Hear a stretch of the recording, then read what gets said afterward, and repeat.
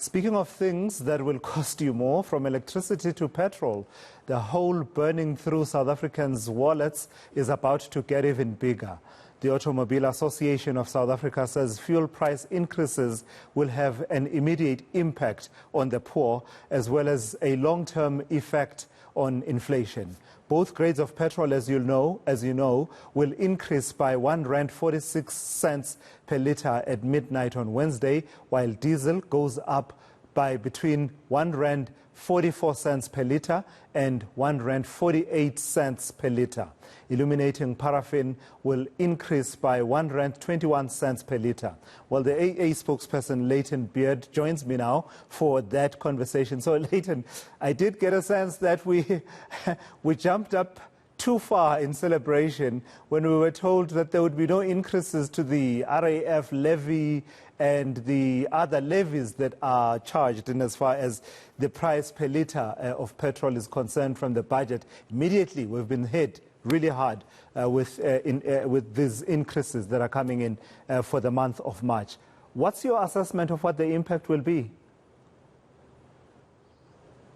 Yeah, look, Tulasizwe, I think we're still very excited about the fact that those levies are not increasing. And I think had they been announced to be increasing, the impact in April would have been disastrous. So we are naturally very happy that those levies are not increasing. I think that's a silver lining to the bad news that we received yesterday. The impact is obviously going to be immense. And, you know, listening to your previous guest speaking about the problems with electricity tariff increases, there's increases to toll fees, there's increases to public transport rates, there's increases to many other things. And he correctly pointed out, which is a very important point, that salaries and wages over the last 2 years have not kept pace with these increases. So people are pretty much in the same financial position they were a couple of years ago, but everything around them is just becoming that much more expensive. Now, you add R1.26 or R1.46 to every litre of fuel on Wednesday, it means input costs become more expensive. It means transport costs become more expensive. Agricultural input costs and manufacturing input costs become more expensive. And those costs are then passed on to consumers. So at the end of the day, the beaten and broken South African consumer is going to get beaten and broken a little bit more.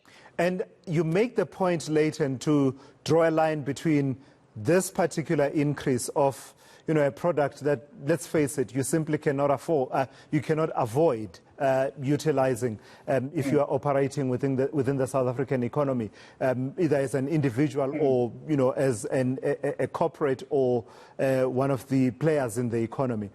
You then make the point of linking that to inflation. Already, the governor has been telling us that, you know, we are approaching the upper end of this 3 to 6% band that the Reserve Bank tries to keep at about 5.7%. You believe this will actually make the situation even worse? Well, it will undoubtedly will, and I think if the current situation continues into the next few months, I'm not saying it's going to, but if it does continue into the next few months, it will absolutely have an impact on inflation. It stands to reason that it will. Everything's becoming more expensive, and the cost of buying and consumers' ability to buy is going to be impacted. So certainly will have an impact on inflation.